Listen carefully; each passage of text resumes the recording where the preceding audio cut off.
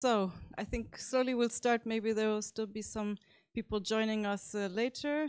Excellencies, Member of Parliament, dear friends of Europe, thank you for joining us tonight or this afternoon at the House of the EU for another, I think by now it's the 7th edition of the Let's Talk Europe series. Time is flying. We still have some events to come. Thank you for joining us, and a very special welcome to Mr.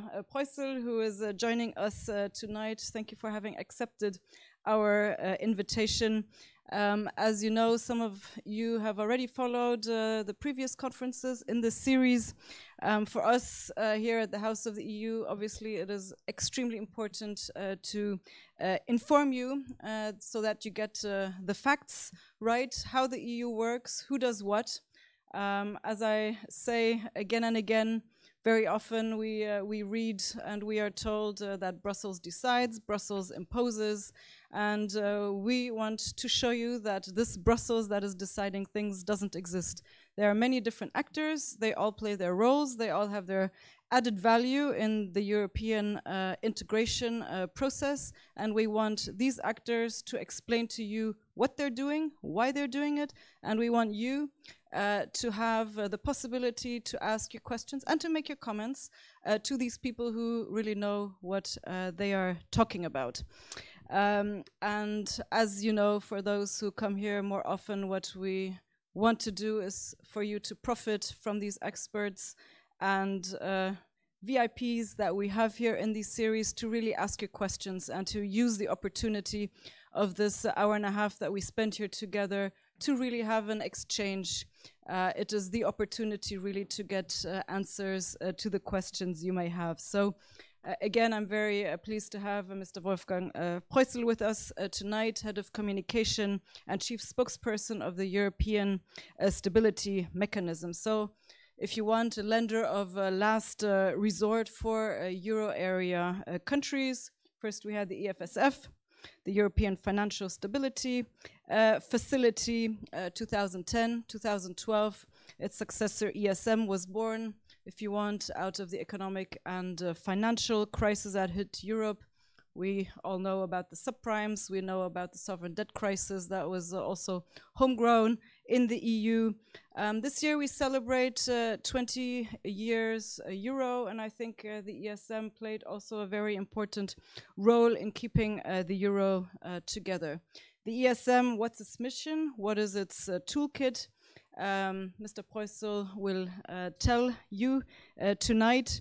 I just want to say that you will hear more details. The EFSF and the ESM has helped 5 countries in the Eurozone so far. I think we have constantly so much negative news, so much negative press that for me it's also extremely important that we do highlight and underline that there are also success stories. So let's also talk about that. Of course, there are crises. We are getting out of crisis. To get out of crisis, we need to establish mechanisms that perhaps don't exist. It was the case for coming out of the economic and financial crisis. We also have a migration challenge. Not to call it a crisis, it is perhaps a crisis. Also there we had to work on the mechanisms to try to deal with that. So I think the European Union is capable of adapting. It has to adapt. Sometimes it adapts too slowly, but we are working in a direction as we need to advance together. And I think, like I said, we need to also highlight sometimes the positive and the success stories. So just a few words about our guest of honor tonight. To introduce him to you, Wolfgang Preußel is the ESM's Head of Communication, Chief Spokesperson since its inception 2012. He previously worked for the Financial Times Deutschland, where he was chief correspondent in Frankfurt, reporting, among other things, on monetary policy, international finance, and the financial crisis.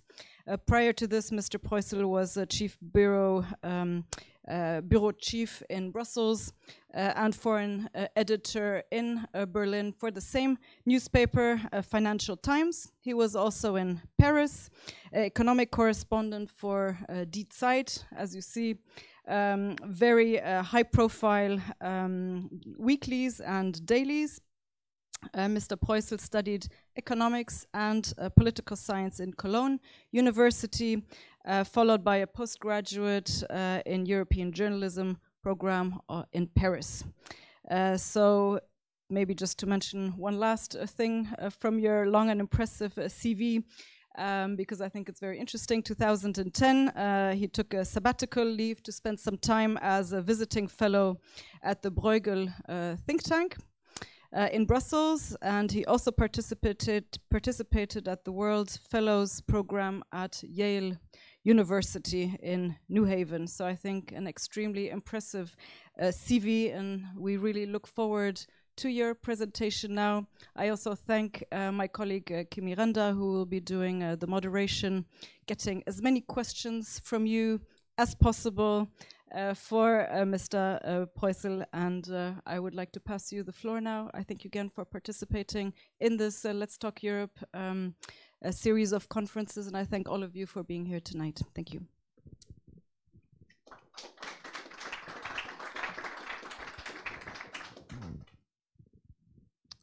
Thank you very much. Thank you also to the representation here in Luxembourg of the European Commission. It's a pleasure to be here. The European Commission obviously is a very important partner for the ESM because in our operations in the program countries, we work extremely closely together with the Commission and also with the European Central Bank and the IMF. But I think it's fair to say that the European Commission is the most important partner of all three of them. So I'm really glad to be here. I also think that this initiative to have these Let's Talk Europe events here in Luxembourg ahead of the European elections is a great thing to do as well. I'm always a little bit surprised when I travel outside of Luxembourg that it is very little known how many important institutions are based and headquartered here in Luxembourg. The European Court of Justice, the European Court of Auditors, the EIB, our institutions, and soon there's going to be the Public Prosecutor's Office, another important institution. So I think it's also worth highlighting that, as you say, it's not only Brussels, but there are other places, and I think the one place to mention is certainly Luxembourg.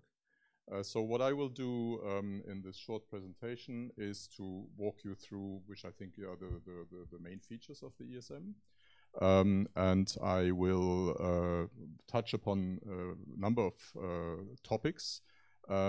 If there are things that you don't understand or that I may not explain well, please interrupt me and ask. I'm happy. I mean, I'm basically here to explain it in a way that everybody understands what we are doing. So please don't hesitate to ask. And there are also, I cannot talk about everything that is relevant. So if there are topics that I'm not touching upon, then later in the question and answer session, I'd be very happy to talk about them if you wish so. I'll do this presentation in English, but I'm very happy to answer and to dialogue afterwards with you, also in French and in German, if that is more convenient for you. So let me get started. Right. So basically, perhaps to start a little bit with a counterfactual question. You have on the left-hand side the euro area with its 19 member states as it is today. And you may ask, what is the ESM and what is the ESM good for? And I would argue, and I hope perhaps in the course of my presentation this becomes clear, that if there had not been the ESM together with the other institutions that participated in the financial assistance programs, it is likely, I cannot prove it, but there is a certain chance that Europe would look different today. That the three countries that are circled here might have had to leave the Eurozone because the pressure under which they got during the crisis following 2010, 11, 12 was so big that had there not been the possibility to assist them as we have done then, this might have led to the fact that these countries might have had to leave the euro area with repercussions. I don't know if you remember 2010, the intensity of the crisis, 2011 and 12, where there was so much tension that there was a lot of talk about the disintegration of the euro area. So this was a scenario, today it seems perhaps a bit far away, but this was a scenario that markets started to price in, that many people, at that time I was still a financial reporter in Frankfurt, many people considered to be a realistic course of action. So I think that the fact that the euro area founded the rescue funds, first the temporary EFSF and then later the ESM from 2010 onwards as a permanent institution, certainly played a role that the integrity of the euro area remains intact. Let me now talk, it's basically 3 little chapters that I have divided this, and it's not going to be very long. Let me talk first perhaps a little bit about the origins of the crisis. So there was, for those who remember, it's now more than 10 years ago, there was a global financial crisis which was triggered, which started and originated in the United States. So it was not of our making, but obviously we suffered the consequences from that. But then from 2009, 2010 onwards, we had a crisis in Europe that you could call it homemade, which started with Greece, end of 2009. Greece, after an election, the new government had to admit that the budget deficit was much, much higher than it was officially announced before, so more than 15%. The reference value is 3% according to the Maastricht Treaty. And that, combined with the global uncertainty, led to a situation where very quickly markets started to doubt about the sustainability of Greece as a member of the Eurozone. And then later on, this then jumped over. There were spillover effects to other countries that reached a number of countries that later then had to ask for a loan with the EFSF or the ESM, but also some other countries that in the end managed to do without, but there were doubts about their sustainability. So there was really a big question mark behind the survival of the Eurozone at that time. The reasons for that were that there were unsustainable budget deficits that were run in some countries and high debt levels, a lack of competitiveness in some countries, real estate bubbles, for example, in Ireland and in Spain. The deficits and debt was not such an important issue at that time, but real estate bubbles were. We came then to see that something had happened that we had not foreseen when the euro area was set up in the end of the 90s, which is basically, it is possible that a country member of the Eurozone can lose market access. Market access is important because all governments regularly issue bonds in order to finance the money they need for their public expenditure. And if at some point, and they refinance themselves, if at some point they are cut off the market, then this is a threat to the economic and financial survival of the member states. And this was something that the founding fathers of the euro more than 20 years ago had not foreseen. For them, it was imaginable that a country that was able to join the Eurozone and to take the hurdle of the Maastricht criteria might one day lack investor confidence and not be able to sell its bonds. But this happened. And then the Eurozone countries at that time were confronted with the question what to do.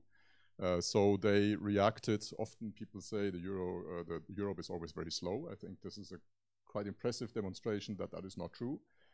In the beginning, they acted and granted some loans to Greece on a bilateral basis. And then very quickly afterwards, because they saw this was not a sustainable situation, they created the EFSF as an intermediate temporary institution, and in 2012, the ESM as a permanent institution. So the ESM is here to stay. At the moment, we don't have a country to which we provide loans on an ongoing basis. We still have the 5 countries to whom we have provided loans in the past. But it is a little bit like a fire department. If you have a fire department, you can compare the Eurozone to a fire department. The Eurozone was a little bit like a city without a fire department. All of a sudden, there was a fire. So they had to set up a fire department really quickly. But then when all fires are extinguished, it's probably smart to maintain the fire department because you may have a fire one day again, and then it is good to have a fire department. So that's a little bit what the rescue funds did. There are a few other reasons that are listed here that caused the crisis. There was an insufficient supervision of the financial sector, so they were supervised by national authorities. Often there was a cozy relationship between the national authorities and the banks. And all of that combined led to the loss of market access by some countries and the threat of a disintegration of the euro area. in response to this crisis, and I think it's important that there is no single silver bullet that solved these problems. I think it's the combination of the 5 responses that I have listed here that basically in the end did the trick. The most important one, that's the reason why I have listed this as a first point, is that the program countries, and the program countries are Greece, Ireland, Spain, Cyprus, and Ireland. These program countries received significant amounts of loans, so altogether it's almost 300 billion euro, so that's a lot of money. But in exchange, they had to undergo very far-reaching reforms that addressed the economic and financial shortcomings that had led to the problems in their countries in the first place. This is very important to mention, because I think it's important to underline that for these countries, this represented often very painful measures that had to be taken, in some cases significant cuts in the pay, in the pension system, sometimes in other areas of public expenditure, structural reforms that opened up markets and did away with dysfunctioning of the markets. Many things that affected these countries and that led to, at least for some time, for the population to accept basically sacrifices. It's an important point to make. But then the other points are obviously also important. On a European, EU level, I think it's fair to say that we also significantly increased the coordination of our economic policies and the various mechanisms that exist there to coordinate. That goes mostly around what the European Commission does. There was obviously also the ECB with its unconventional monetary policy, and everybody remembers Mario Draghi in 2012 in a very critical circumstance, saying that the ECB, within its mandate, would do everything that is in its power to maintain the euro. This was a statement that at the time, I think, was critical. That was still a time when the crisis, people were uncertain as to whether or not the euro would survive, and basically the ECB putting its full weight behind the euro and making such a statement was very, very important for the stabilization of the situation. Then we did a lot of things to make the European banking system stronger, including foundation of some institutions that didn't exist before. For example, the single supervisory mechanism, which is basically a European supervisory body for the biggest systemic relevant banks that have a cross-border connectiveness, and also a single resolution mechanism and a single resolution fund headquartered in Brussels that would be there in case there's a bank failure and the bank needs to be resolved. So all of this is extremely important. And then the last point is what I've already talked about, the creation of the EFSF and the ESM, the two rescue funds, as a creditor of last resort for countries. We had a creditor of last resort for banks, that was the ECB, but the ECB cannot finance states and governments. So this is a task that we take over and which didn't exist before that. A few keystones about what we do and about our lending capacity. So we have a combined lending capacity, if you take together EFSF and ESM, of 700 billion. Since 2011, I've already mentioned that almost 300 billion, 295 to be exact, have been dispersed in loans, and I stress the word loans. These are not grants, they are not gifts. This is money that has to be repaid. There's an interest rate on that, although the interest rate is very low. So it is not a transfer, and it is going to come back. And some countries have already started to repay us, notably Spain, which has repaid us voluntarily early a significant amount of the money that they have received again from us. Another important point is what I also mentioned, the conditionality. So the economic policy reforms that the countries have to undergo when they request a loan from us, which is defined by the European Commission, and which is then also, there's an elaborate monitoring system as to whether or not the conditions have been met. And only once these reform conditions have been met, the loan tranches, the loan is never dispersed in one single go, it's always in tranches. So that gives us the opportunity, when we have a program that normally runs for 3 years, we can verify in the course of these 3 years that the countries actually do what we ask them to do in return for the loans to reform. What's perhaps also important to mention is that we have a total capital of 700 billion, of which 81 billion are paid in capital. So this is money that the member states have transferred to us. It's the highest of any international financial institution, and it makes sure that we get a very good rating on the capital markets, because another important point is that the money that we loan out to countries, we don't get that from central banks or from anyone else, like the IMF, for example. We raise that money on the market. We are one of the biggest issuers in Europe, and therefore it's important to have this paid in capital, because the investors know that the member states stand behind us, and if ever there was a problem, there never was one, they will always get repaid. So that is a very important thing to have. And as a consequence, because of this trust that this inspires with the investors, we have to ask for, we only have to pay a very low interest rate when we issue bonds, which in turn we pass on to the member states who have to ask for loans. So they're also getting this advantage of the low interest rates when they request a loan. Has this worked or not? This is a study that has not been done by us. It's an independent think tank in Brussels that is called Lisbon Council, and they have looked at the degree of implementation of structural reforms among EU member states, and they have come. You see here, this is basically the ranking. The report is from 2017, so there are probably some movements since, but that's the most current one they have done on this topic. They have shown that the 5 program countries, these are the 5 countries that have requested loans from us, have done really well in the ranking. Below is basically the rank that they have. So they're all within the first 7, which is I think a testimony of the fact that this approach, cash for reforms, does work. Let me talk a little bit from the receiving country's perspective. What does this represent? And I think the case of Greece is perhaps the most telling. Obviously, Greece is the biggest single program country in the sense that it has received by far the largest amount of money. Since this money is given out at very low interest rates, a little bit more than 1%, and over very, very long time periods, they only have to repay that in a time span of over 40 years. They have really, really high budgetary savings every year if you compare to what they would have to pay if they issued the money themselves. In the case of Greece, it's the most significant. It's around 12 billion every year. This is every year budgetary savings they have in their budget, which represents close to 7% of the Greek GDP. So significant money.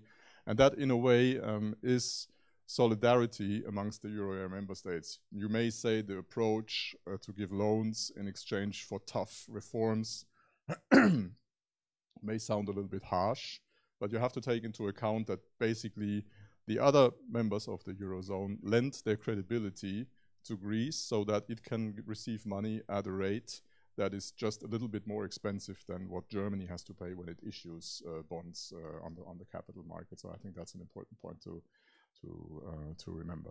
We calculate this every year. This is for 2017. We will do the next calculation in our annual report that's published in June, and that will be for 2018. So the 2018 figures are not yet out. Here, and I won't dwell for too long on it, but this is basically just to illustrate that the approach reforms, cash for reforms, is working. The case of Greece, again, that's the light blue line, is the most telling. Greece, after it joined the euro area, really did lose competitiveness to the fact that the nominal unit labor costs, so basically the wages, rose in a spectacular way without productivity gains matching these rises. This led then mechanically to a steep decline of the competitiveness of Greek goods and services, which led to the fact that they basically lost market shares and became highly uncompetitive. A situation that over time was not sustainable. That was also mirrored on the right-hand side in the budget, in the current account deficit they had, a huge current account deficit. And you can see that over the time span, applying the reforms they were asked to implement as a countermeasure for the loans led to a significant improvement on both levels.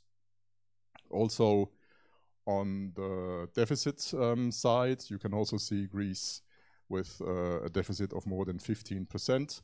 And then if you follow the light blue line, you can see that since 2016-17, Greece is in a surplus situation. So this is a spectacular move from -15 to plus something, which is really noteworthy and shows.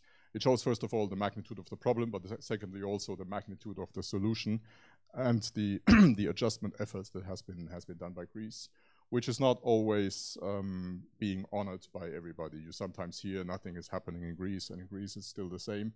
I think if you look at these tables, you can clearly see that is very unfair assessment.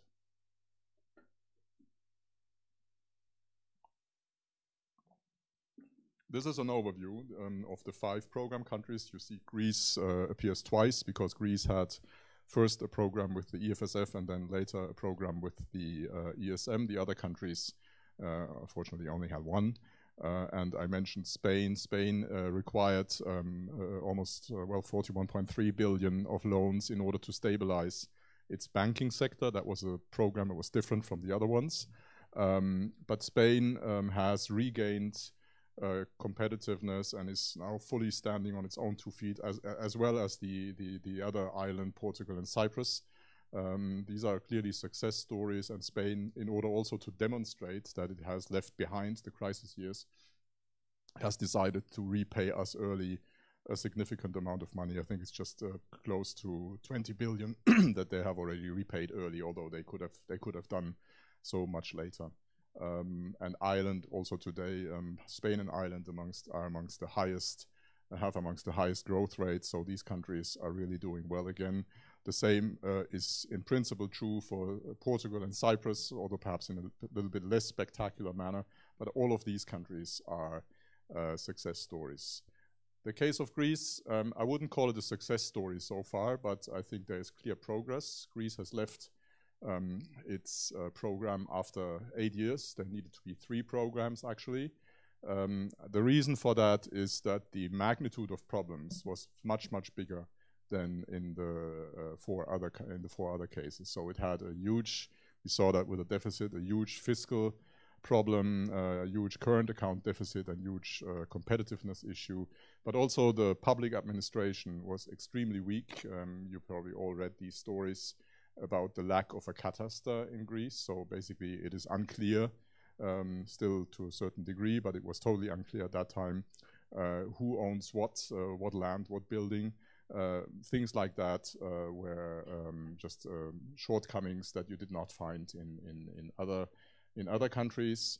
And then another problem was that in 2015, after an election, the country basically reversed course. It's a period that is mostly associated with Yanis Varoufakis, who was the finance minister of that time and who was also a lot in the media. And they basically went into the other direction, unraveling a lot of the reforms that have been done before and undoing a lot of progress, which then led to a situation that they had to ask for another program in June 2000 or July 2015, which then came on top and extended the time of programs for another 3 years. So we have granted Greece by far the largest amount. If you take EFSF and ESM together, it's more than 200 billion. There have been a number of debt relief measures that the EFSF and the ESM have provided for Greece.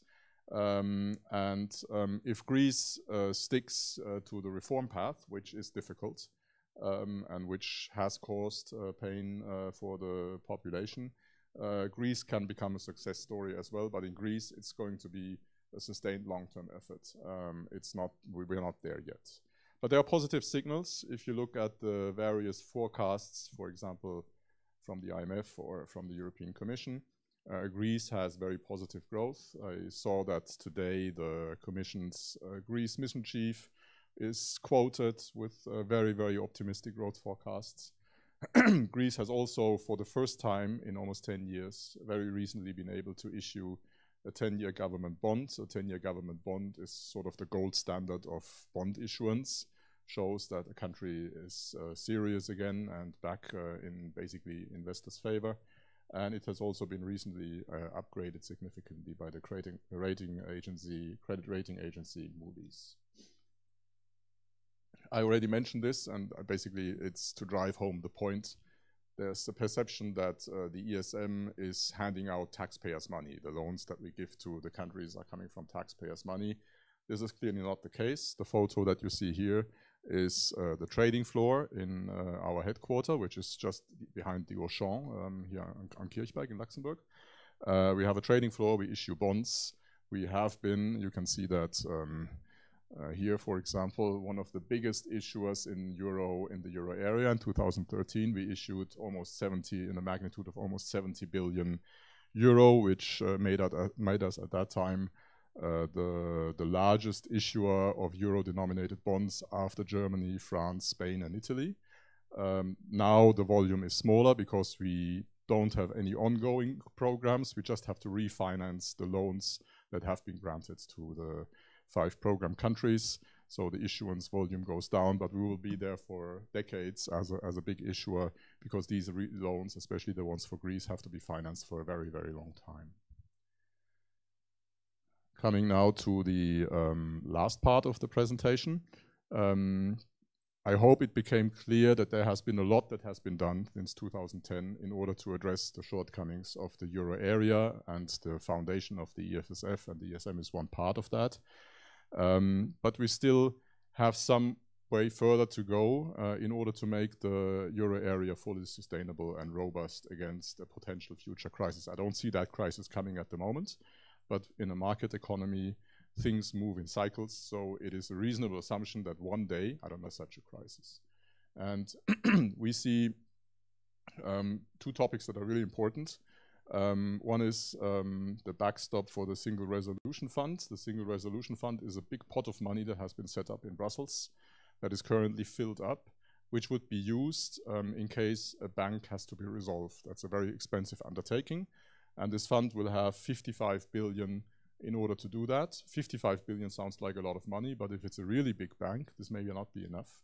So in that case, the ESM would be able to provide the same amount of money that the Single Resolution Fund has in its own coffers to the SRF, to the Single Resolution Fund, as a loan, and that's what's called a backstop.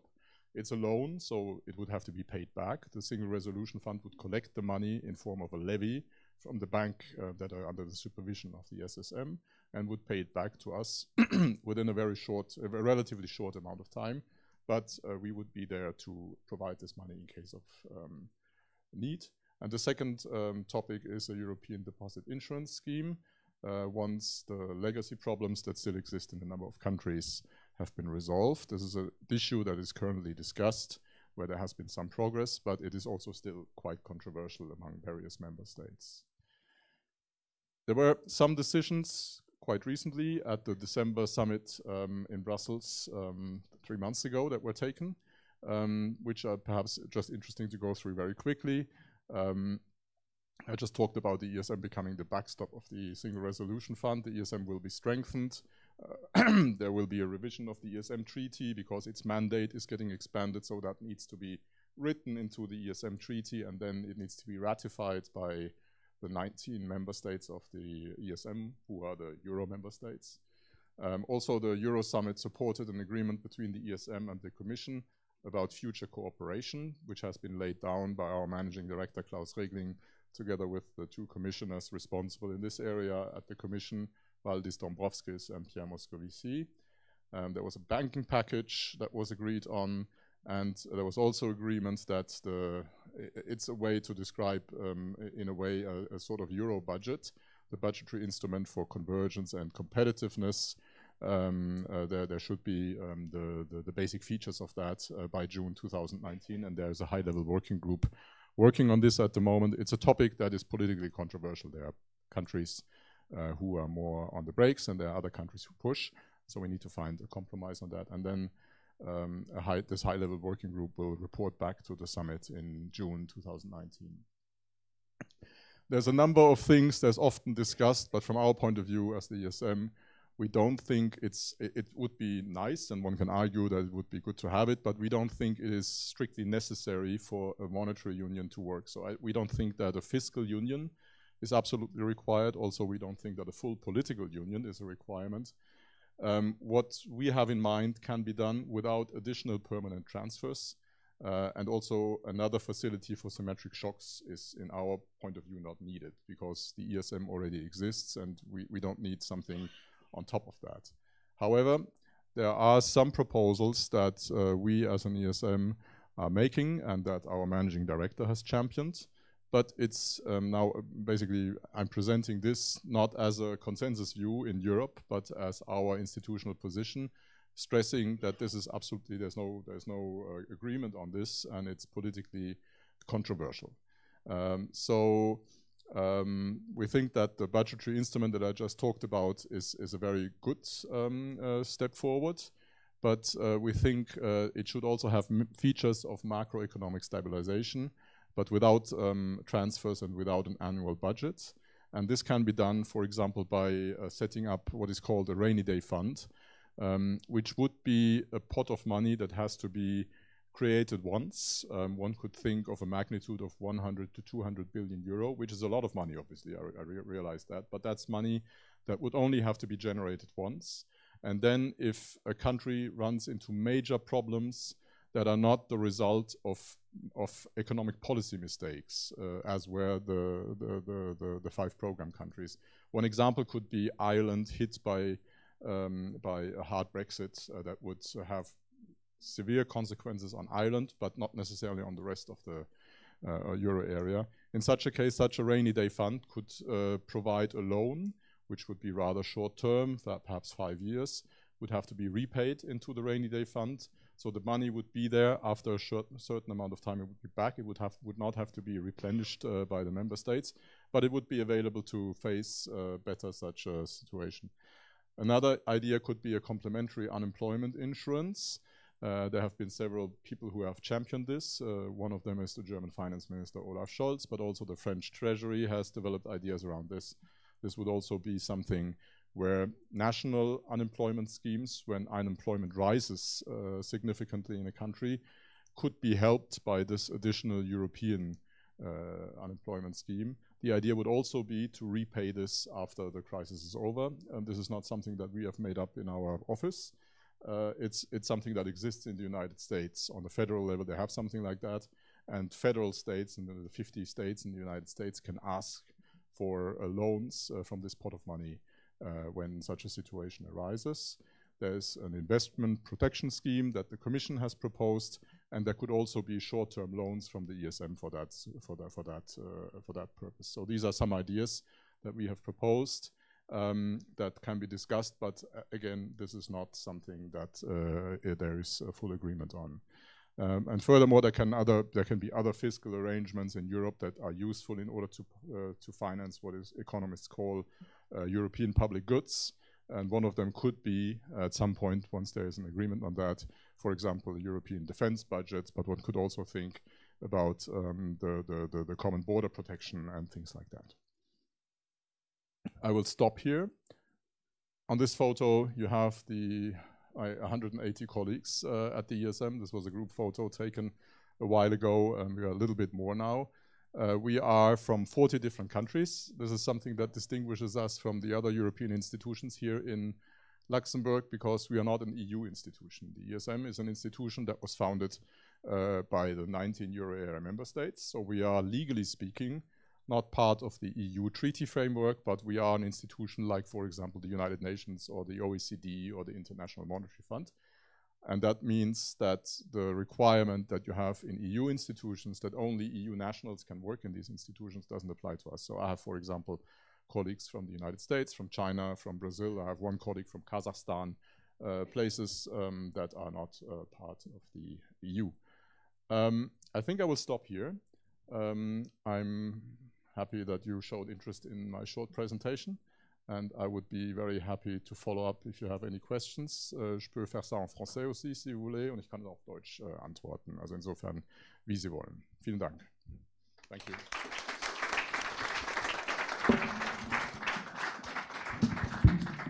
Thank you very much, Mr. Preussel, for your very good overview of the ESM, what it does, where it comes from. and the responsibility it carries actually towards not only the 5 countries it has given loans to, but also to the entire euro area. Now I'd like to open the floor to your questions. Please make use of Mr. Purcell's presence tonight to ask all your questions again in all languages you want. We'll help with the translation, please. Bonjour. Yufeng Lam, ancien conseiller départemental à Moselle, UTI. Alors, donc je trouve, bon, il a une bonne tendance pour résoudre ces problèmes. Pour les économistes, on parle de la zone monétaire optimale. L'euro n'est pas une zone monétaire optimale. Donc, il faut favoriser la migration des chômeurs. Je parle des chômeurs, pas forcément peut-être les gens de voyage ou les gitans qui peuvent créer des problèmes ou ceux qui sont vraiment très très pauvres, qui ne peuvent pas louer un logement. Alors, moi, par exemple, j'ai un projet de construction aéronautique à Chambly. J'ai récupéré ces projets auprès du gouvernement à l'époque et je voulais me former. La question, c'est qu'aujourd'hui, l'Union européenne, via FEDER, finance certaines formations, notamment, par exemple, Charleroi, il y a la Wallonie Aviation Network, qui forme la construction aéronautique. La question, c'est qu'aujourd'hui, un demandeur d'emploi en France ne peut pas être pris en charge pour une formation à WAN. Donc, ce que je propose, c'est que lorsque l'Union européenne intervient dans les formations, comme WAN, je pense qu'il est financé par FEDER, il faut imposer que les centres de formation devraient prendre en charge de demandeurs d'emploi européens. Parce que en France, le Pôle emploi ne veut pas prendre en charge une formation qui est en dehors de la région Grand Est. Et que dans la région Grand Est, il n'existe pas de formation de construction aéronautique. Voilà. Non, je pense que la question sur les traits de caractère d'une zone monétaire optimale est une question importante.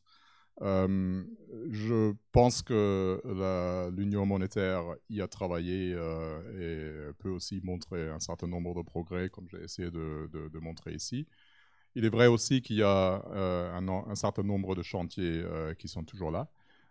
La mobilité du marché du travail, certainement, compte parmi les domaines où on pourrait faire mieux, où des autres grandes zones monétaires comme les États-Unis sont plus flexibles, parce que là, on parle d'un seul pays avec une seule langue, un seul système juridique qui favorise plus la migration, si on veut appeler ça comme ça, des travailleurs d'un endroit à l'autre. Quand il y avait le Rust Belt aux États-Unis où ça allait très mal économiquement, les gens sont partis peut-être en Californie ou dans la côte ouest où ça allait beaucoup mieux. En Europe, peut-être tout ça c'est un peu plus compliqué parce que nous avons beaucoup plus de pays avec des systèmes juridiques différents, avec des langues différentes, avec des traditions différentes, où les gens se sont plus enracinés. Si je suis de Finlande, est-ce que je pars facilement vivre en Espagne ou en Lituanie ou je sais pas, en Slovaquie? C'est peut-être plus difficile que c'est le cas aux États-Unis. Dans le détail, je ne peux pas vraiment m'exprimer maintenant sur la prise en charge des formations et tout ça. Je suis sûr qu'il y a beaucoup de questions à soulever et à résoudre, mais je ne veux pas trop m'exprimer là-dessus parce que ce n'est vraiment pas mon champ de compétences. Mais je pense que c'est une question importante. Nous ne sommes pas là où nous peut-être voudrions être en termes de zone monétaire optimale. Mais je pense qu'il faut aussi reconnaître que depuis 2010, nous avons fait des progrès considérables que nous n'aurions pas pu imaginer possible si on nous avait demandé en 2010. Si on nous avait demandé, est-ce que vous croyez qu'on aura un fonds de secours comme nous l'avons? Est-ce que vous croyez qu'on aura une supervision unique pour les grandes banques de la zone euro? Est-ce que vous croyez qu'on aura un fonds de résolution et tout ça? La plupart des gens auraient dit, si j'avais proposé que c'était le cas, que je suis ou un romantique ou un idéaliste qui n'est pas du tout, qui est hors de la réalité. Et pourtant, nous l'avons aujourd'hui. Et je pense qu'il faut, de ça, on peut déduire un certain confort que l'Union européenne, les Européens sont capables d'accomplir des progrès qui sont peut-être considérés comme impossibles quand on y pense avant, mais qui sont là réellement en cas de besoin.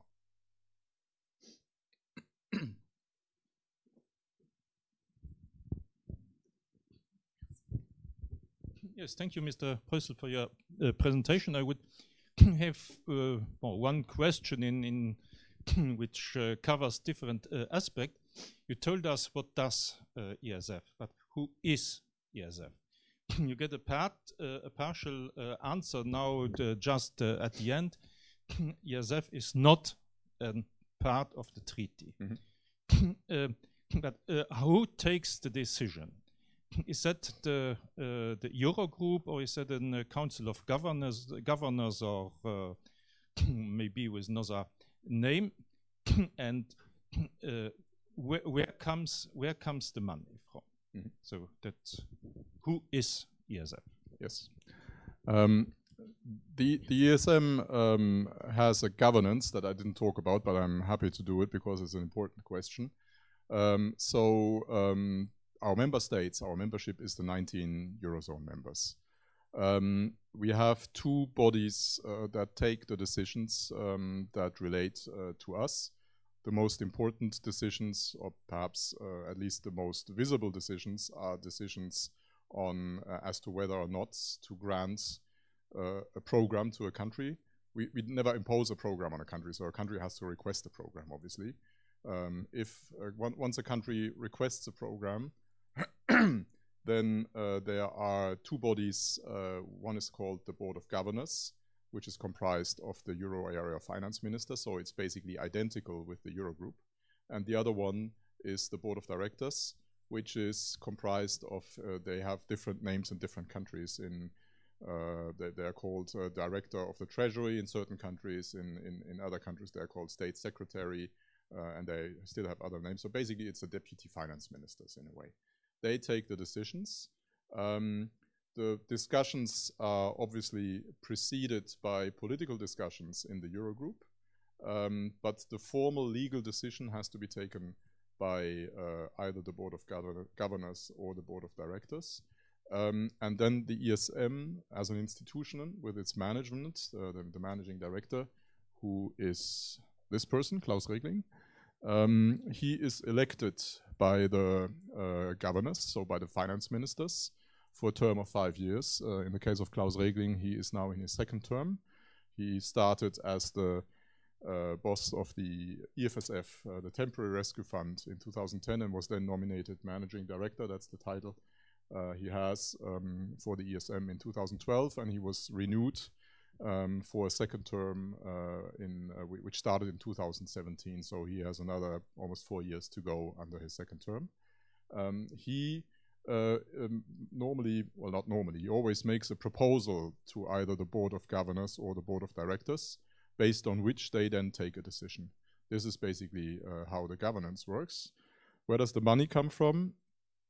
As I try to explain, is the IMF gets its money from its member states, the central banks of the member states. They have almost 190 member states, and one becomes a member of the IMF. The central bank provides money to the IMF if the IMF is granting a loan to a country, as I have done recently, for example, in Argentina or in Ukraine. These are two big examples, recent examples. In our case, it works differently. We have gotten the paid-in capital, and we have the callable capital, which is in a way guarantees from our member states. That's 700 billion or 80 billion for the paid-in capital. But that money is never used for loans. That is basically our security that we have in order to reassure investors in our bonds that no matter what happens, they will always be repaid. And then we are on the market we are like a debt management office. All countries issue bonds in order to finance themselves. We do that for the institutions. We do it very regularly. It's not noticed a lot in the wider public because it works well and there's nothing really to write or to talk about. But if you read specialized press, financial press, you will see regular reports on that. And with the money that we raise with our bond issuances, we then finance the loans to Greece, to Spain, to Cyprus, Ireland, and Portugal, or I should rather say we refinance them because they have been already dispersed once. But the maturity of these loans is typically much longer than the maturity of the bonds that we issue. We cannot issue bonds with a maturity of 40 years for Greece because nobody wants to buy such long bonds. So we have an average maturity for our bonds, which is around between 6 and 7 years. That means that we have to refinance them regularly in order to maintain them. So that's basically, in a nutshell, how the financing side works.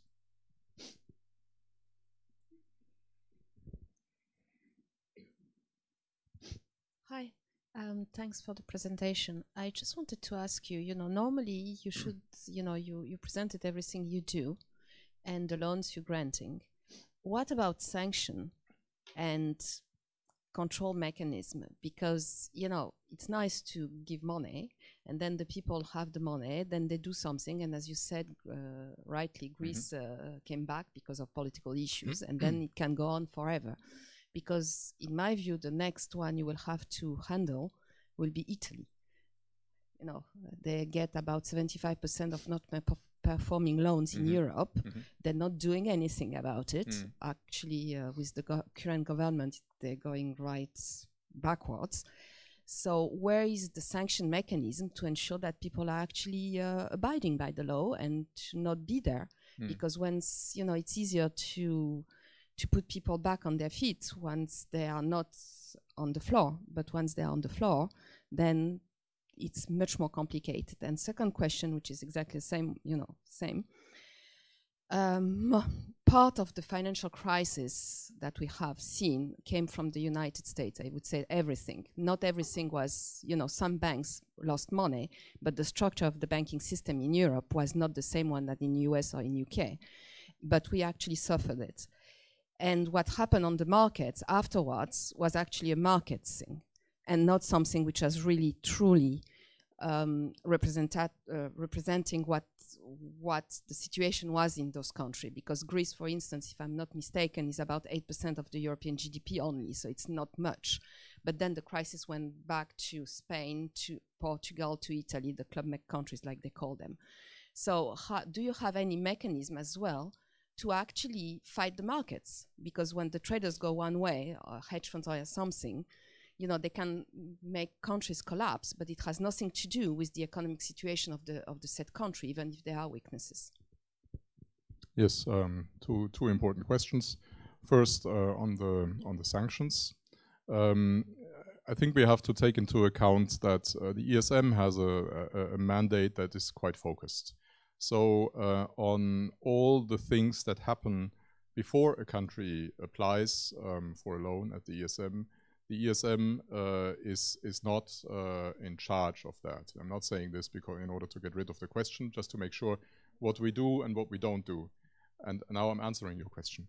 The sanctions, or at least the looking after rules, is basically a job that is part of what the Commission does in the context of its ongoing surveillance and the country-specific recommendations they produce. They go to the countries, they look at them, they provide forecasts in the context of what is part of the rule book of the Stability and Growth Pact. This is basically there in order to avoid that you get into a situation where you have to come to us and ask for a loan. Now, obviously, the fact that 5 countries had to come to us and ask for a loan show that there have been imperfections in this system. Otherwise, there wouldn't have been a need for these 5 countries to come and knock on our door. But as a result of that, I think the whole policy framework that the Commission, the EU, basically has been improved. Is it perfect today? Probably not. It can be improved further. But that's basically what has to happen before, what is happening on an ongoing basis before a crisis really hits. Now, once a country comes to us and asks, then there is the conditionality, so they get the loan, but they only get it if they commit to implementing reforms. Now, you can say they can sign some papers and say we'll do all of that, but then they don't do it. That's the reason why we don't disperse. I mean, I said 200 billion euro. We don't disperse this amount of money in one single go. We cut it into tranches. Then when a country is under a program, it has regular, it's called review missions, where the institutions that are part of the program, so in the case of Greece, it was the European Commission, the European Central Bank, the ESM, and the IMF, because the IMF also had a separate program, went to Greece regularly in order to basically check. There were certain conditions that were listed, so the big conditions that were agreed when the program started were then operationalized into smaller sort of milestones that they had to comply with in Greece in order to be eligible for the next disbursement of a loan tranche. And if you look back at the history of the Greek program, it happened quite frequently that the Eurogroup was not happy with the progress they saw on the ground in Greece, and that then the disbursement of the next loan tranche was delayed until the missions from the 4 institutions, or in the case of the European, the 3 institutions, came back and said, we can now certify that this is in line with what we expected, and then the disbursement happened. That's basically the mechanism during the crisis. In the case of Greece, it even goes a little bit beyond, because I've explained in August 2018 the program was over. But because we have these additional debt relief measures that we have put in place for Greece, we still have a monitoring process that is ongoing. It's called enhanced surveillance. This is led by the Commission, but also the ECB, and we participate in this. That means we go to Greece, despite the fact that it's no longer under a program. We go to Greece every quarter, every 3 months, and verify that what they have committed to before the end of the program continues to be done, because we still have some, they're still entitled to get some money in the context of the debt relief measures. And for example, there was a Eurogroup on 11th of March, so the most recent one, in which the release of some of this money was on the agenda. It was €1 billion that we are talking about. And the decision was not taken to release it because there was not enough clarity on the reform implementation in Greece. So currently there's a discussion whether or not we will take the decision at the Eurogroup on 5th of April. The finance ministers will look at that. They will listen to the institutions who will report back about their view on this issue, and then they may or may not take the decision to disburse this amount of money. So there is some control that goes on beyond that. That's basically what I can tell you on that. On Italy, perhaps, I mean, I cannot predict what is going to happen in the future, but I can talk about the past. When the EFSF was set up in 2010, there were lots of people, lots of observers and journalists and all coming to talk to us, and they all said, Italy is certainly going to be the first client of the EFSF and of the ESM. It has never happened. If you look at Italy, I think you can see that there are problems that are related to the high debt level and the very low growth that Italy has suffered from over a consistent long period of time. But you can also see that the fundamentals in Italy are very, very different and are actually quite good compared to the countries that we have been talking about here. So I'm not predicting what's going to happen in Italy, but I think one has to take into account that the situation is quite different from the 5, especially from Greece, where Italy sometimes compared to. Yeah, yeah.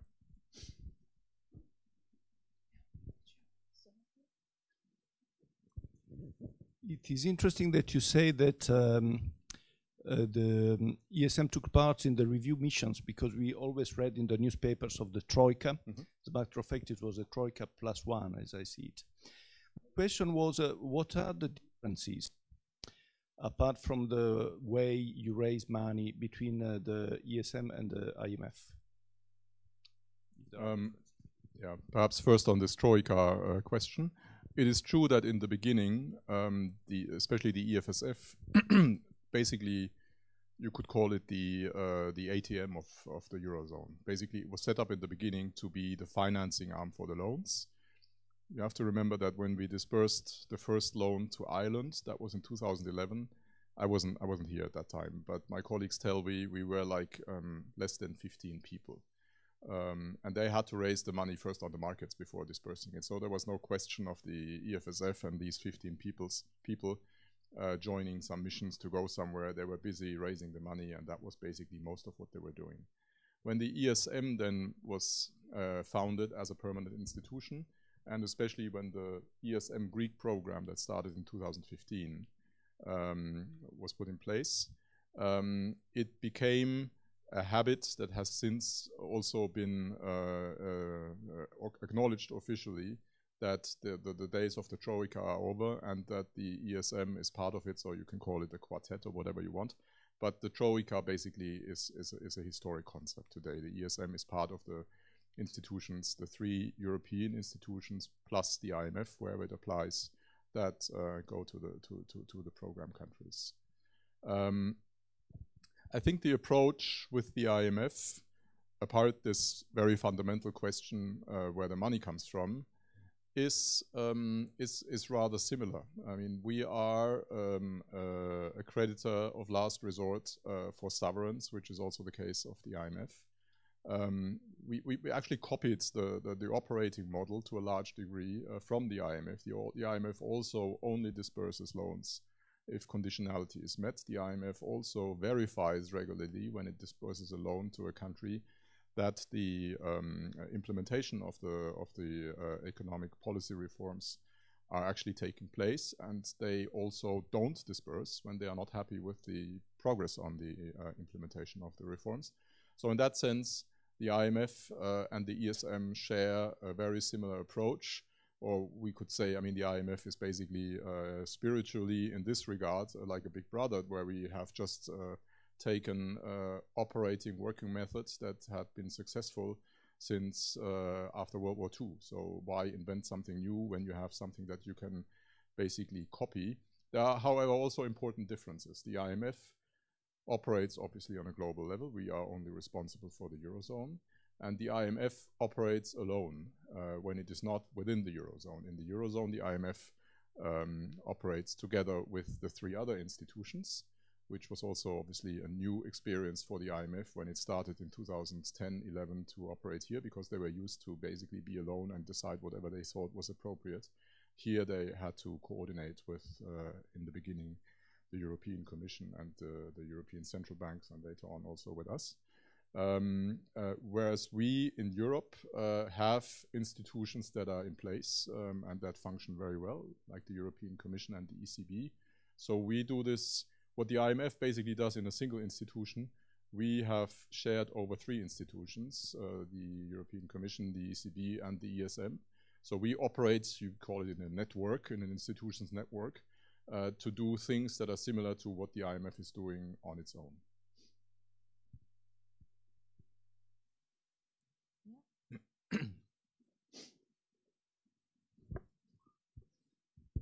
Je continue en fait en français, mais sur la question du FMI.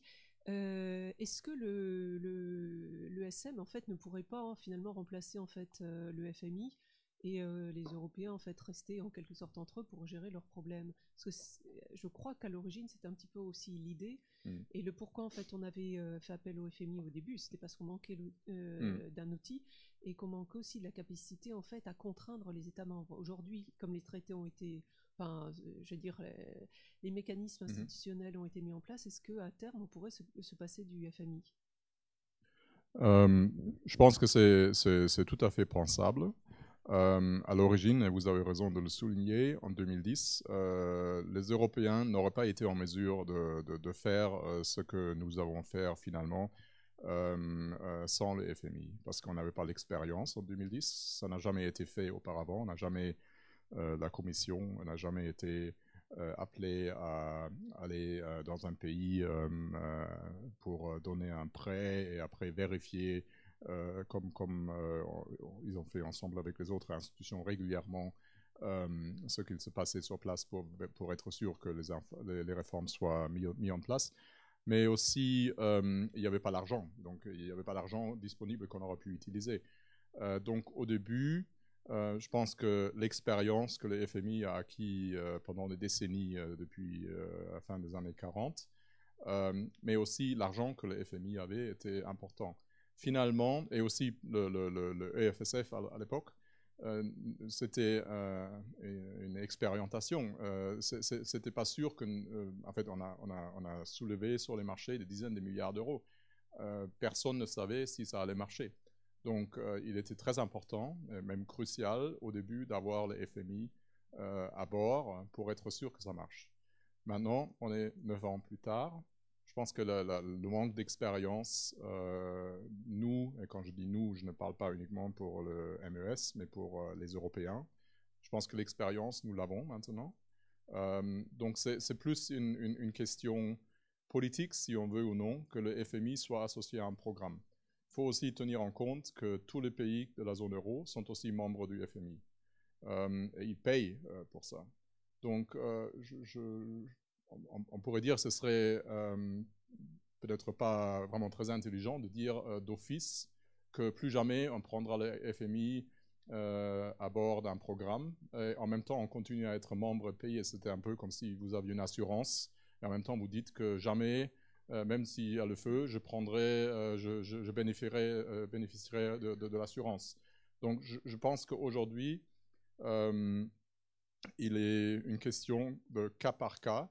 Si, par exemple, dans l'avenir, il y aura un programme, on regardera la question, est-ce que, de notre point de vue, il est utile d'avoir le FMI à bord ou non? Et après, les pays membres de la zone euro prendront une décision. Il y a aussi, pour certains membres de la zone euro, certains pays, à l'origine, c'est très important d'avoir le FMI à bord parce que le FMI bénéficiait d'une très, très grande crédibilité. Donc, pour eux, c'était rassurant que tout ça allait être très sérieux et que ça allait marcher. Aujourd'hui, je ne sais pas, je pense aussi ça a peut-être évolué, mais ça reste à voir. Mais en fait, nous sommes évidemment sujets à un consensus entre les 19 pays de la zone euro qui doivent se mettre d'accord ou non si, dans un cas futur que je ne vois pas pour l'instant, mais qui peut se présenter, ils voudront ou non que le FMI participe.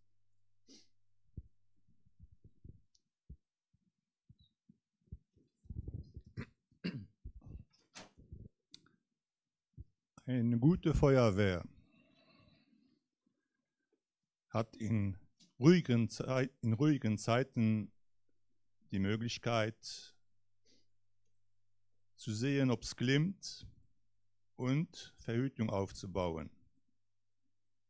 Inwieweit sehen Sie die Frage der Target-Kredite, Geldschöpfungskredite in Zusammenhang mit der Frage, wie der Primat der Politik und die Gesetze der Ökonomie ineinandergreifen?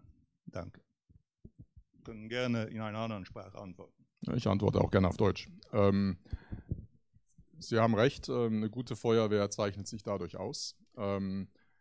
Ich denke, die Targetsalden selbst, das ist ein Thema, das selbst unter Ökonomen strittig ist. Also, dass es sie gibt, ist natürlich nicht strittig, aber die ökonomische Relevanz ist strittig. Es gibt Leute, wie in Deutschland Professor Sinn, der dieses Thema ja sozusagen auf die Ebene der öffentlichen Wahrnehmung bei einem Nicht-Spezialistenpublikum gehoben hat, der sagt, das sei sehr relevant.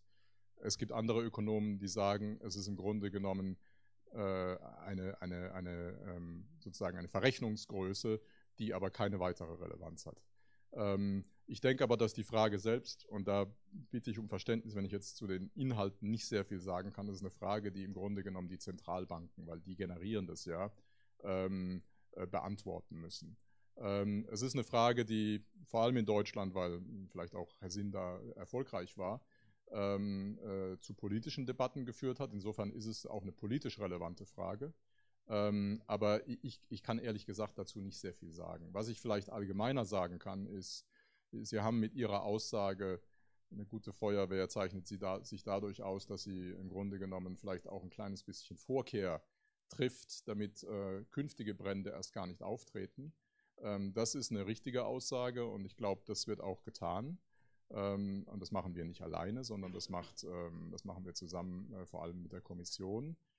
In den Beschlüssen von Dezember, die der Euro-Gipfel gefasst hat, ist eben auch mit dabei, dass wir zum einen in die Lage versetzt werden sollen, dass wir als Institution praktisch zu jedem Zeitpunkt ein Programm aufstellen können für einen Euro-Staat, der es brauchen sollte.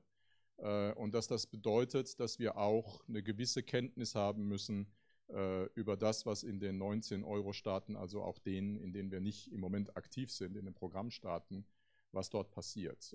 Wir haben natürlich einen sehr guten Überblick, weil wir an den Missionen beteiligt sind, über das, was in den 5 Programmstaaten passiert. Aber wir haben nicht unbedingt den gleichen Überblick über das, was in einem Land passiert, das im Moment keine Zeichen von Krise zeigt. Und da werden wir ein kleines bisschen stärker involviert sein, zusammen mit der Kommission. Die Kommission macht es ja sowieso. Und insofern gibt es die Möglichkeit, dass wir mit denen zusammen dann sozusagen in die Länder gehen und so, das ist vorgesehen. Das wird im Moment ausbuchstabiert, das ist Teil der ESM-Vertragsreform und das ist im Grunde genommen dann auch ein bisschen die Antwort auf die Frage, die Sie stellen, also nicht Target-relevant, sondern die breitere Frage, dass es natürlich sehr, sehr wichtig ist, dass man genau guckt und Empfehlungen gibt und dafür sorgt, dass wir in so eine Krisensituation möglichst nicht wieder hineingeraten. Bonsoir, moi je voudrais vous poser la question si vous pourriez nous donner des renseignements concernant les activités concernant la recherche du MES, pardon. Oui. Donc on a des activités de recherche notamment en économie.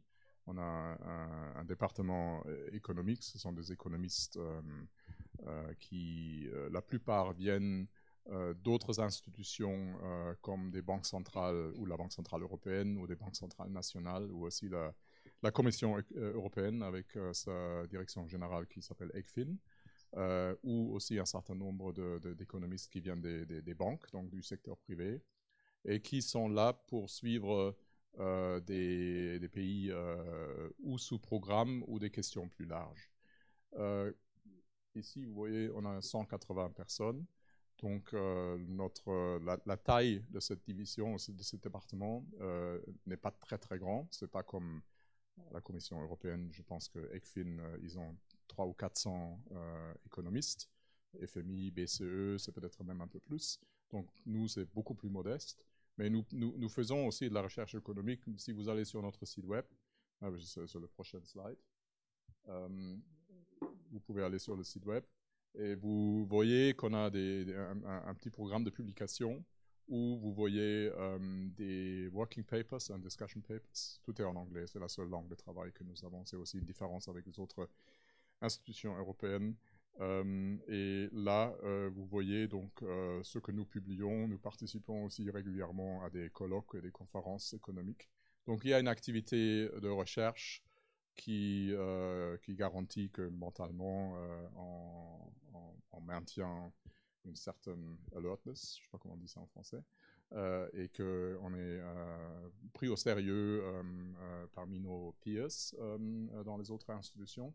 Mais évidemment, compte tenu de la taille, l'activité se restreint à moins de personnes que vous voyez ça dans les autres institutions qui ont beaucoup plus de moyens. Oui, bonsoir et merci pour votre présentation. Vous avez utilisé l'image du pompier. Un pompier doit être réactif et savoir intervenir donc rapidement sur les points qui chauffent.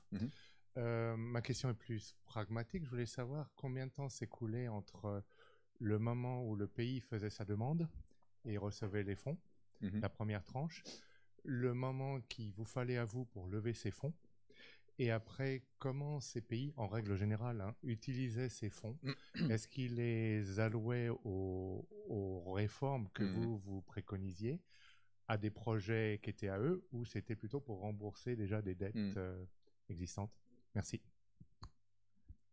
C'est difficile de donner une seule réponse pour le temps qui s'écoulait entre la demande du programme et la mise en place, parce que les temps ont varié du premier jusqu'au programme, le dernier, c'était le troisième programme grec qui vient de se finir. Au début, c'était avant que je sois là, donc je ne peux pas en parler de manière trop détaillée.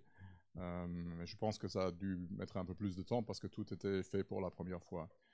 J'étais là quand les programmes plus récents ont été mis en place. Donc, j'ai été là pour Chypre, pour l'Espagne et pour le programme pour la Grèce en 2015.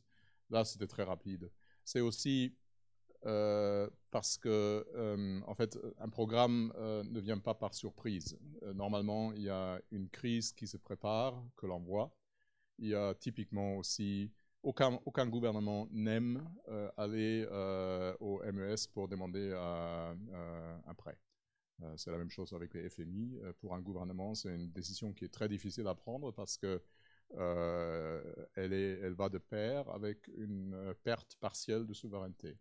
Quand on demande un programme, on a des réformes sur lesquelles on se met d'accord avec le MES, avec la commission qui élabore le Memorandum of Understanding pour le MES.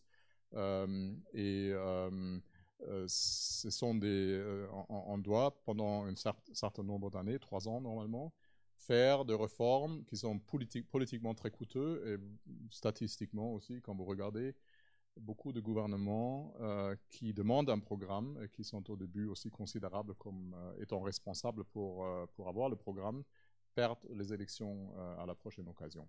Donc, en anglais, on appelle ça le stigma effect. Il y a un stigma qui est attaché à demander un programme qui rend difficile la demande d'un programme, ce qui est contre-productif parce que quand on est à ce stade-là, de ne pas demander un programme, d'essayer d'attendre en espérant que ça va se résoudre d'une certaine manière comme ça, normalement ça ne marche pas et ça aggrave le programme. Mais c'est la réalité que c'est difficile. Donc, quand toute cette période-là est bien observée par tout le monde, il y a des articles dans la presse et les observateurs en parlent, dans les institutions, dans les gouvernements, on est au courant qu'il y a quelque chose qui se prépare. Ça nous donne aussi, évidemment, aussi l'occasion de nous préparer. Donc, une fois que le programme est mis en place, on peut commencer très rapidement. Et avec la Grèce, c'était vraiment quelques jours après, il y a le premier déboursement. L'argent vient, comme je viens de l'expliquer. Nous n'avons pas besoin d'aller sur les marchés à chaque déboursement individuel parce que nous avons mis en place une stratégie de levée des fonds qui anticipe sur la longueur les déboursements que nous devons faire. Il y a aussi très rarement des déboursements par surprise. Normalement, il y a un calendrier qui prévoit quel genre de déboursement, à quelle hauteur doit avoir lieu. Et nous avons aussi des bonds, mais nous avons aussi des bills, qui sont des bonds d'une très courte maturité, entre 3 et 6 mois, que nous émettons tous les 2 semaines et qui nous fournissent une liquidité ample pour pouvoir faire face à des déboursements même conséquents. Et donc, la question, en fait, ça serait peut-être un problème s'il y avait des sommes immenses d'un seul coup qui doivent être déboursées, mais jusqu'ici, ça n'est jamais arrivé. Donc, c'est comme ça que vous aviez une troisième partie de la question, c'était quoi? L'allocation des fonds. C'était au début, quand les pays ont un déficit conséquent, souvent, les fonds sont utilisés pour rembourser des prêts qu'ils ont, surtout des prêts, par exemple, auprès du FMI, ou il y a aussi la Banque centrale européenne qui a acheté un certain nombre de gouvernements des titres d'État au début de la crise. Et quand ils arrivent en échéance, il est important que les États soient en mesure de honorer, parce que sinon, ça déclencherait toute une série cross defaults, je ne sais pas comment on dit ça en français, qui sera enclenché par ça, qui mettrait l'État en question dans une situation extrêmement difficile. Donc au début, c'est souvent utilisé pour ça, c'est aussi utilisé pour financer le budget courant, mais une des conditions, comme vous avez vu précédemment, c'est aussi de contrôler le déficit et même d'avoir un surplus. Et à partir de ce moment-là, l'État a plus de marge de manœuvre pour utiliser l'argent. En fin du compte, l'argent est, on dit, fungible. En fait, ça ne fait pas de différence si l'argent vient de nous ou de quelqu'un d'autre. Donc, le gouvernement utilise l'argent d'une manière ou une autre. Parfois, il y a des earmarks, donc il est destiné à une certaine finalité, mais en général, l'argent est l'argent, donc on en fait ce qu'on doit faire en tant que gouvernement.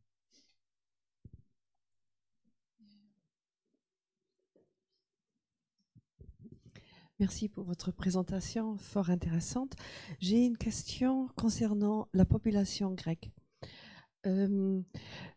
Est-ce qu'au début de la crise, on aurait peut-être pu envisager de permettre à la Grèce de quitter l'eurosystème, ce qui leur aurait permis de dévaluer et de s'en sortir? Et même si les Founding Fathers n'avaient pas prévu ça dans le traité de Maastricht, j'ai l'impression qu'on n'a même pas cherché à trouver cette solution, pour la simple raison que dans les livres des banques systémiques françaises, allemandes et espagnoles, il y avait trop de dettes grecques. Donc en fait, on a pris le peuple grec en otage pour sauver nos banques. Comment est-ce que vous voyez cela? Moi, je pense que c'était certainement une facette qui avait un exposure qui était important de la part des banques des pays que vous avez mentionnés, mais aussi d'autres qui étaient là. Mais d'avoir un système bancaire qui fonctionne est dans l'intérêt de tout le monde. Et en 2010-2011, nous avions une situation où il y avait vraiment, non seulement il y avait un scénario d'implosion de la zone euro, mais aussi un scénario d'arrêt complet du système bancaire européen ou mondial. Donc c'était, je crois, dans notre intérêt bien compris européen, même au-delà, parce que les Américains, ils ont fait la même chose, et aussi d'autres pays, d'éviter un tel scénario. Pour la sortie de la Grèce de la zone euro, je ne pense pas qu'on peut dire que ce n'était pas une option qui était sérieusement considérée, parce que si vous avez suivi les débats en 2015, surtout l'été 2015, il y avait la proposition qui était mise sur la table par le ministre des Finances allemand de l'époque, Wolfgang Schäuble, qui disait que, en fait, il suggérait que la Grèce sorte. C'était une proposition qui était sur la table aussi parmi les ministres des Finances dans l'Eurogroupe et ensuite par le sommet. Et en fin du compte, la décision a été prise de l'écarter. Je pense que si ça avait été fait, en fait, personne ne sait, c'est du counterfactual, donc je ne sais pas ce qu'il se serait passé, mais je pense que le risque, en fait, les bénéfices pour la Grèce, je pense qu'ils auraient été extrêmement douteux, parce que vous avez raison que la Grèce aurait pu dévaluer sa monnaie, mais elle aurait pas pu dévaluer ses dettes. Donc les dettes auraient été toujours en euros ou en autre devise. Et donc ça aurait été une multiplication du poids de la dette par rapport à la monnaie dévaluée. L'autre considération du côté des autres était qu'il y a une crédibilité jusqu'ici non démentie que l'union monétaire est non réversible, irréversible. Si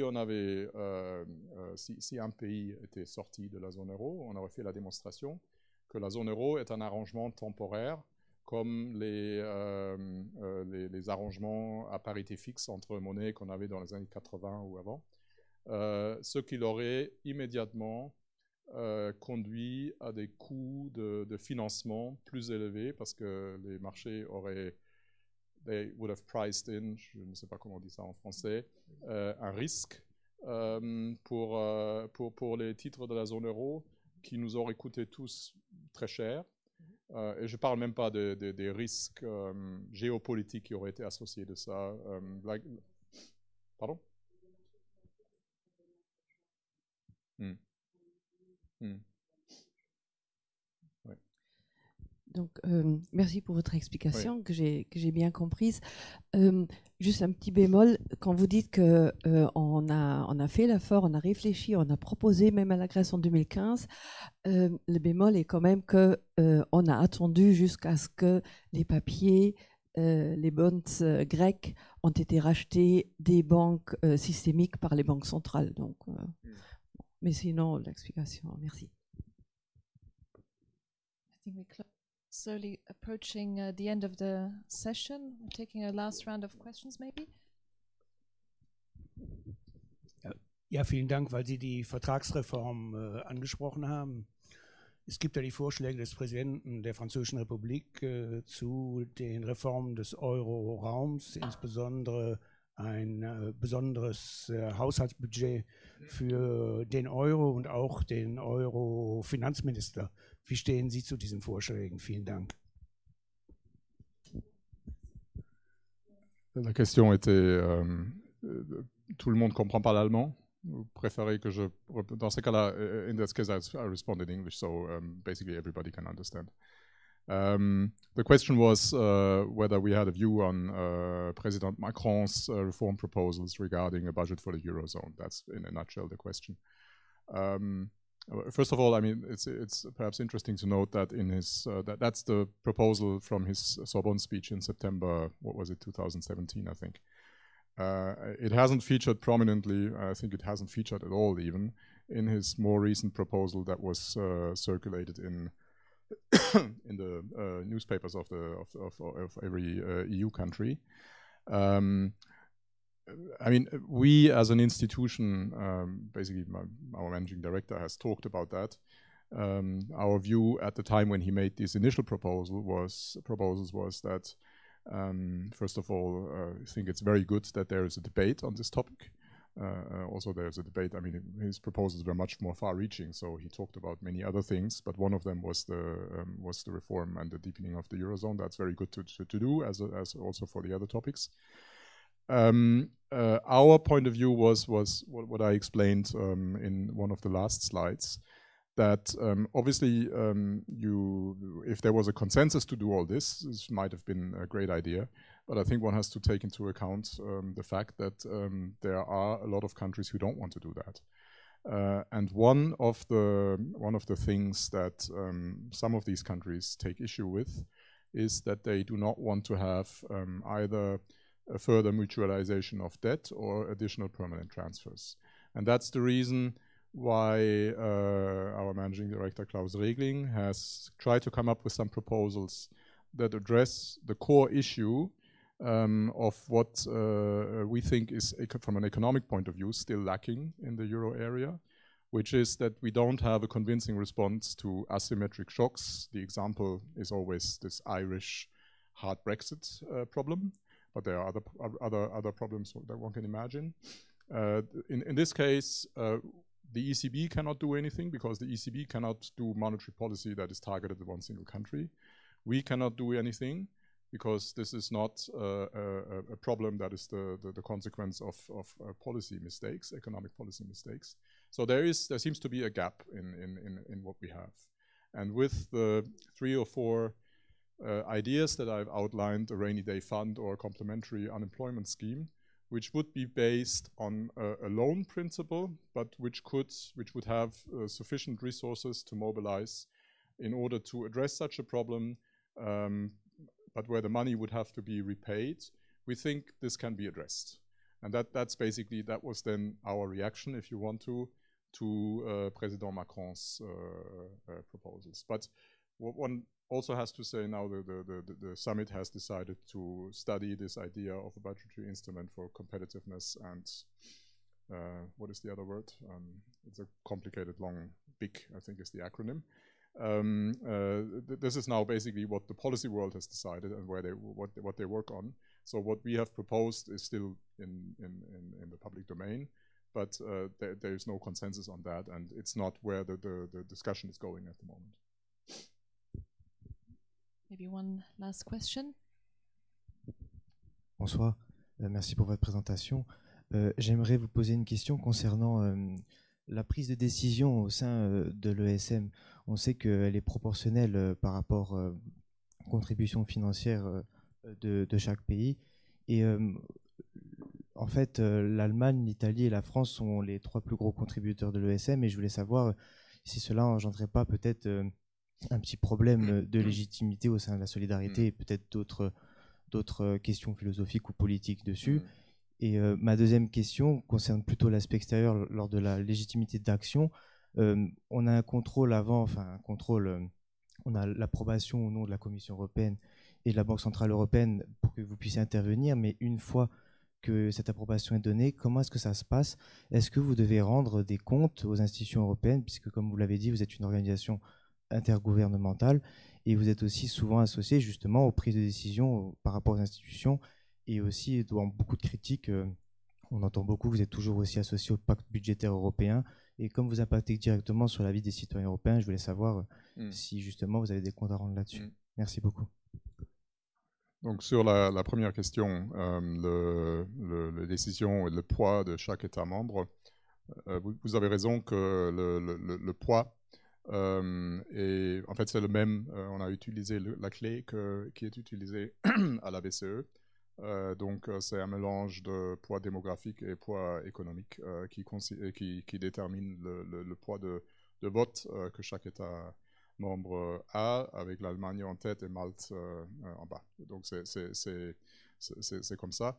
Il y a des décisions dans des cas très exceptionnels qui, normalement, la règle c'est l'unanimité. Donc, de facto, avec ça, le poids est neutralisé et Malte peut bloquer une décision comme le peut l'Allemagne ou n'importe quel autre État entre les deux. Dans des cas exceptionnels, il pourrait y avoir théoriquement un vote à un genre de supermajorité qui est 80 ou 85%. Et dans ces cas-là, les trois pays que vous avez mentionnés auraient un droit de veto alors que les autres ne l'ont pas. On peut considérer ça un problème, mais c'était ce qui a été décidé sur lequel tous les États membres, y compris ceux qui n'ont pas de droit de veto, se sont mis d'accord. Et il faudra aussi souligner qu'en pratique, la question ne s'est jamais posée parce que ce mécanisme n'a jamais été enclenché. Donc ça existe théoriquement. Concernant le manque de démocratie que vous avez, ou ce qu'on parfois nous reproche d'avoir un manque de démocratie, je pense qu'il est important, peut-être je devrais expliquer ça, j'aurais dû l'expliquer plus tôt. Les décisions sont prises donc aux deux, le conseil du gouverneur et le conseil de directeur que je décris. Ils doivent être, selon les règles nationales, être pris au niveau du gouvernement ou du Parlement national avant que le ministre ou le directeur de trésor, comme on appelle ça en français, ou le Staatssekretär en allemand, soit capable de prendre la décision au sein du directoire ou du conseil du gouverneur. Donc, vous avez des règles différentes. Il y a, je dirais, à peu près un tiers des pays où la position du Parlement national est très forte, où le ministre ou le secrétaire d'État ne peut pas prendre une décision au sein des deux instances sans avoir un mandat par son Parlement. Par exemple, en Allemagne, c'est le cas, aux Pays-Bas, c'est le cas, en Finlande, c'est le cas, dans les pays baltes, c'est le cas, en Slovaquie, c'est le cas, en Autriche aussi, d'une certaine manière. Il y a d'autres pays où l'exécutif est extrêmement forte, comme par exemple en France, où il n'est pas nécessaire pour la directrice du Trésor ou le ministre de Finances d'avoir un mandat du Parlement pour prendre une décision. Mais ça, ce sont des choses que les pays membres règlent. On ne peut pas leur dire que vous devez maintenant demander à votre Parlement si ce n'est pas prévu dans leur constitution, dans leur tradition politique. C'est comme ça que ça se passe. Donc je ne pense pas qu'on puisse dire que nous avons un manque de démocratie. Seulement, les États qui composent notre organisation ont des traditions extrêmement différentes concernant la discrétion du pouvoir exécutif qui varie d'un extrême à l'autre, où il y a une implication extrêmement importante des parlements, à des pays où le gouvernement, le ministre de Finances, qui se met certainement en accord avec son Premier ministre ou avec son président, peut prendre la décision sans avoir l'aval du Parlement. Nous avons évidemment des contacts très étroits avec la Commission, qui joue un rôle majeur dans la préparation de toutes ces décisions, et la Banque centrale européenne. Mais la Commission et la Banque Centrale Européenne, parce que vous avez dit l'aval des deux commissions, ils ne sont pas membres du directoire. Ils sont là en tant qu'observateurs et jouent un rôle extrêmement important dans la préparation des décisions, mais ils ne décident pas. C'est les États membres à qui on appartient d'une certaine manière. On a régulièrement aussi des contacts avec le Parlement européen. Klaus Regling est régulièrement invité à parler à Bruxelles ou à Strasbourg, ou devant l'Assemblée plénière, ou plus souvent dans le Conseil, le Comité économique et financière qui s'occupe de ces questions au Parlement. Mais il est vrai aussi que nous n'avons pas formellement une relation, donc le Parlement ne peut pas nous autoriser ou nous interdire quelque chose, c'est plus un échange de vues que l'on prend très au sérieux et auquel on répond à chaque fois qu'on reçoit une demande d'aller ou à Strasbourg ou à Bruxelles pour parler aux parlementaires ou à l'Assemblée. Okay, thank you very much for all the questions. We will have to probably close the session now, but it doesn't mean that the debate will not continue, and we invite you to continue the discussion around a drink just outside of this room.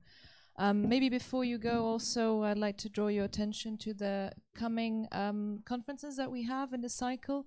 We have tomorrow, Thursday, 21st of March, here at the Court of Justice with Mr. François Bilchen, and on Friday, 22nd of March at 12:30, so normally the conferences are at night, but this one is taking place over lunchtime.